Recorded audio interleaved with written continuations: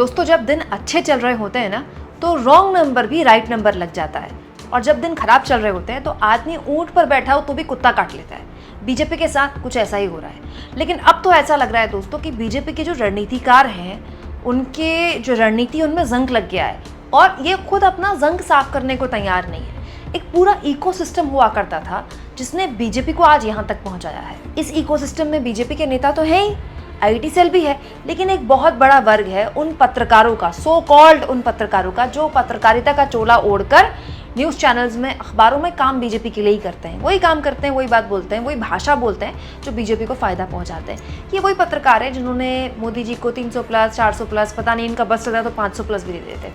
लेकिन ऐसा लगता नहीं है कि इन लोगों के अक्ल आई है, नहीं तो ऐसा काम कोई क्यों करता दोस्तों। जिस हरियाणा में बीजेपी की पहले से ही हालत खराब है, उस हरियाणा में बीजेपी अपने सामने अपने लिए गड्ढा क्यों खोदेगी। दोस्तों कल से न केवल सोशल मीडिया बल्कि न्यूज़ चैनल्स में बृजभूषण शरण सिंह की तस्वीरें खूब दिखाई जा रही हैं। ये तो एक्सपेक्टेड ही था कि जब दिनेश फोगाट और बजरंग पुनिया कांग्रेस में शामिल होंगे और जैसे वो अपनी बात रखेंगे तब से बृजभूषण शरण सिंह की बातें फिर से याद दिलाई जाएंगी, और एग्जैक्टली वही हुआ। बृजभूषण शरण सिंह कल से सोशल मीडिया में, तमाम न्यूज़ चैनल्स में स्टार बने हुए हैं, ये बताते हुए, ये कहते हुए कि देखिए हमने तो पहले ही कहा था, ये जो पूरा का पूरा षड्यंत्र है इन खिलाड़ियों का, मुझ पर जो ये आरोप लगाए गए, ये कांग्रेस प्रायोजित थे। दोस्तों बीजेपी की ये रणनीति केवल एक लेवल पर नहीं, कई लेवल पर हो रही है, और इसका कितना खामियाजा बीजेपी को भुगतना पड़ेगा सब कुछ मैं आपको डिटेल में जल्दी जल्दी बताने वाली हूँ। जरा पहले सुनिए बृजभूषण शरण सिंह किस तरह का ज्ञान बांट रहे हैं देश भर में। वो कह रहे हैं ये लोग राजनीति को हवा समझते हैं, सोच रहे हैं कि हरियाणा विधानसभा चुनाव जीत जाएंगे, ये कहीं से भी चुनाव लड़ जाएं, बीजेपी का कोई भी प्रत्याशी इन पहलवानों को हरा देगा। चलिए ये तो वक्त बताएगा कि कौन किसको हराएगा। यही नहीं दोस्तों, खुद को क्लीन चिट देते हुए बृजभूषण शरण सिंह तो ये भी कह रहे हैं कि मेरे खिलाफ जब आरोप लगाए गए थे तो मैंने तभी बोल दिया था कि ये कांग्रेस की साजिश है, दीपेंद्र हुड्डा और भूपेंद्र हुड्डा ने किया है, मैंने पहले बोला था, आज तो देश बोल रहा है।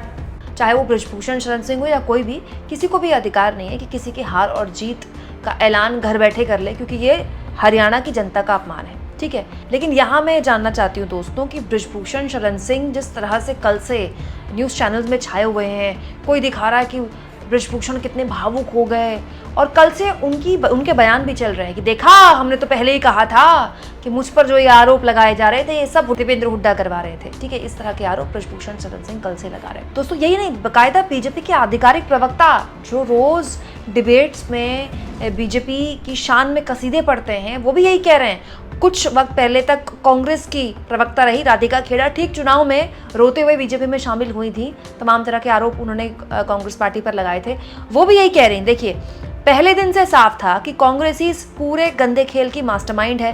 दिनेश बजरंग के कांग्रेस में घुसते ही इस साजिश पर आखिरी ठप्पा लग गया। सब कुछ सेट प्लान था, लड़कियों का इस्तेमाल कर राजनीति का घिनौना खेल खेला जा रहा था। कांग्रेस का मकसद शुरू से ही सत्ता की भूख थी, इंसाफ तो महज एक दिखावा था। ये ड्रामा अब पूरी तरह से नंगा हो गया है। राधिका खेड़ा ये कह रही हैं, जो कि खुद इस तरह के आरोप कांग्रेस पर लगाती रही। मुझे लगता है दोस्तों कि महिला सुरक्षा और यौन शोषण जैसे गंभीर मामलों में किसी भी हाल में इस तरह की हल्की बयानबाजी नहीं करनी चाहिए, क्योंकि दिल्ली पुलिस इस पूरे मामले की जांच कर रही है, मामला अभी भी कोर्ट में है।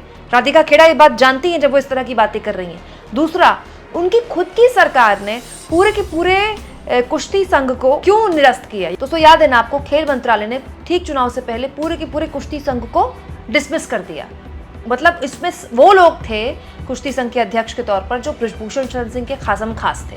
पूरा का पूरा कुश्ती संघ निरस्त कर दिया खेल मंत्रालय ने। अगर ऐसा है तो फिर खेल मंत्रालय ने वो जो फैसला लिया था उस वक्त तो बड़ी पीठ थपथपाई गई थी सरकार की, यही लोग पीठ थपथपा रहे थे, यही मीडिया थपथपा रही थी। तो अब ये बताएं कि वो फैसला सरकार ने क्यों लिया था। इसके अलावा बीजेपी ने बृजभूषण शरण सिंह का टिकट काटा कि नहीं काटा, ये बात और है कि उन्हीं के बेटे को दे दिया बाद में, लेकिन उनका टिकट काटा ना। बृजभूषण शरण सिंह अपनी सत्यता का प्रमाण जो अब दे रहे हैं कि विनेश और बजरंग को राजनीति में आना था इसीलिए उन्होंने ये सब किया, तो वो ये बता दें कि दिल्ली पुलिस जो मामले में जांच कर रही है वो फर्जी जांच है क्या। दोस्तों यहाँ पर केवल बीजेपी के आधिकारिक प्रवक्ता ये खेल नहीं खेल रहे हैं, इतना खतरनाक खेल बाकायदा वो लोग भी जो बीजेपी प्रायोजित पत्रकार जिनको आप कह सकते हैं। दोस्तों यूट्यूबर भी है हर्षवर्धन त्रिपाठी, आप इनको जानते होंगे, और बाकायदा इंडिया टीवी में बैठकर रोज ज्ञान भी देते हैं देश में बीजेपी की ऐसी लहर चल रही है उसके बारे में। तो ये लोकसभा चुनाव में भी ज्ञान दे चुके थे और जब इनके सामने कुछ पत्रकारों ने कहा था कि बीजेपी बहुमत से दूर हो जाएगी तो ये मजाक उड़ाया करते थे। और अमेठी में स्मृति ईरानी की जीत की गारंटी भी यही लोग दे रहे थे। इन्होंने देखिए इस पूरे मामले में क्या कहा है। बृजभूषण शरण सिंह के खिलाफ जो आरोप हैं उस पर दिल्ली पुलिस आरोप पत्र दाखिल कर चुकी है। न्यायालय से हमें न्याय की उम्मीद है, लेकिन इससे इतर ये गंभीर प्रश्न है कि एक सोची समझी साजिश के तहत 2024 के लोकसभा चुनाव से पहले और उसके बाद भी नरेंद्र मोदी और भारतीय जनता पार्टी के विरुद्ध राहुल गांधी को स्थापित करने के लिए भूपेंद्र सिंह हुड्डा और दीपेंद्र हुड्डा के इशारे पर ये सब रचा गया। दोस्तों, ये जो सवाल उठाए गए कि बीजेपी के खिलाफ कांग्रेस का ये षड्यंत्र था, ये सवाल एक्सपेक्टेड थे, जो कि कल विनेश फोगाट से भी पूछे गए और बजरंग पूनिया से भी पूछे गए। उन्होंने भी यही कहा कि हमने तो सभी सांसदों को चिट्ठी लिखी थी, हमने बीजेपी के सारे सांसदों को चिट्ठी लिखी थी, कोई सांसद नहीं आया। कांग्रेस एक लौती पार्टी थी जिसने हमको सपोर्ट किया। मैं एक सवाल आपसे पूछना चाहती हूँ कि क्या कोई पहली बार ऐसा हुआ है कि कोई खिलाड़ी किसी पार्टी में शामिल हुआ है? मतलब आप बताइए, सानिया नेहवाल अगर बीजेपी में शामिल होती तो किसी को कोई दिक्कत नहीं है। फोगाट फैमिली की ही, विनेश फोगाट की बहन बबीता फोगाट बीजेपी के टिकट से चुनाव लड़ती हैं, हार जाती हैं वो अलग बात है, लेकिन लड़ती हैं तब किसी को कोई प्रॉब्लम नहीं है, तब वो हरियाणा की बेटी हो जाती है। लेकिन विनेश फोगाट अगर सिस्टम के अंदर रहकर सिस्टम बदलना चाहती हैं, उस सिस्टम से जिसमें उसको न्याय नहीं मिला, तो उसमें प्रॉब्लम क्या है? दोस्तों, मैंने कल भी ये बात आपसे कही थी, मैं आज भी ये बात कहती हूँ कि विनेश फोगाट केवल अब कोई महिला पहलवान नहीं रही है, वो हरियाणा के एक मतलब हरियाणा के चरित्र का एक चेहरा बन गई है, हरियाणा का एक आइकॉन बन गई है। मैं आपको बता रही हूँ, विनेश फोगाट का इस्तेमाल अगर कांग्रेस पार्टी जिस सीट पर भी प्रचार के लिए करेगी ना, कांग्रेस पार्टी को फायदा होगा। और एक और चीज़ मैं आपको बता देती हूँ, जितना विनेश फोगाट पर बीजेपी वाले या बीजेपी प्रायोजित मीडिया हमला करेगी और जितना बृजभूषण शरण सिंह को दिखाया जाएगा टीवी पर, उतना बीजेपी की साख पर बट्टा लगेगा।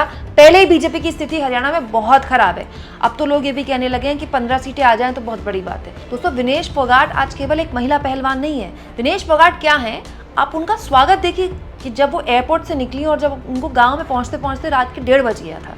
ऐसा तो नहीं हो सकता ना कि हर गाँव में जहाँ रोक रोक कर उनका स्वागत हुआ, वहाँ सारे के सारे स्वागत करने वाले जाट थे। और ऐसा भी नहीं हो सकता कि सारे के सारे गाँव में कांग्रेस ने प्रायोजन किया था, कांग्रेस ने तैयार कर दिया था कि विनेश फोगाट आने वाली, उनका काफिला आने वाला। क्या गजब का स्वागत हुआ। ऐसा स्वागत तो गोल्ड मेडलिस्ट का भी नहीं होता हमारे देश में। ये बताता है कि जो लोग हैं, खास तौर पर विनेश फोगाट का जो सेंटिमेंट जुड़ा हुआ है, वो बहुत इमोशनल सेंटिमेंट जुड़ा हुआ है और अलग अलग मुद्दों को लेकर जुड़ा हुआ है। हमारे देश में कॉन्स्पिरेसी थ्योरी आप जानते ही हैं। अब चौक चौराहों में हरियाणा में इस बात को लेकर भी बहस हो गई कि देखिए विनेश फोगाट का जो वजन बढ़ा, उसके पीछे भी कॉन्स्पिरेसी थी, उसके हाथ से गोल्ड मेडल छीन लिया गया। हालांकि उसमें किसी भी सरकार की या किसी भी सिस्टम की कोई गलती नहीं है, वो ओलंपिक के नियम ही ऐसे हैं। लेकिन हमारे देश में कॉन्स्पिरेसी थ्योरी होती है, आपको पता है, गली कूचों पर चुनाव में बहस होती है। और अब विनेश फोगाट ने भी प्रेस कॉन्फ्रेंस में यही बात बोली जब उनसे सवाल पूछा गया कि इस तरह के मामलों में आप क्या कहेंगी, जिस तरह से आपके हाथ से मेडल छीना। तो भी विनेश फोगाट ने ना उस पर हाँ में जवाब दिया ना में जवाब दिया। विनेश ने क्या कहा, ये बहुत ही इमोशनल मामला है, ये मैं आपको आराम से कभी बैठकर बताऊंगी, मुझे अपने आप को तैयार करना पड़ेगा, मैं इमोशनली तैयार नहीं हूँ उसके लिए। तो विनेश फोगाट ने जवाब दिया। इसको लेकर भी बृजभूषण शरण सिंह ये कह रहे हैं कि देखिए अब वो सामने आएंगी और कांग्रेस पार्टी उनको स्क्रिप्ट देगी, तब वो बताएंगी कि ये जो उनके साथ ओलंपिक में हुआ, इसके लिए भी सरकार ने षड्यंत्र किया और इसके लिए भी मैंने षड्यंत्र किया। मतलब विनेश फोगाट ने जवाब नहीं दिया, लेकिन बृजभूषण शरण सिंह पहले ही उसका जवाब दे रहे हैं। ये सब कुछ बीजेपी को नुकसान पहुंचाएगा। वो बीजेपी जो पश्चिम बंगाल में महिला डॉक्टर के साथ हुई दरिंदगी को लेकर सड़कों पर उतरी हुई है, ममता सरकार को घेर रही है, उनसे इस्तीफे की मांग कर रही है, वो बीजेपी बृजभूषण शरण सिंह को कैसे डिफेंड कर सकती है, जबकि उसने खुद उनका टिकट काटा है?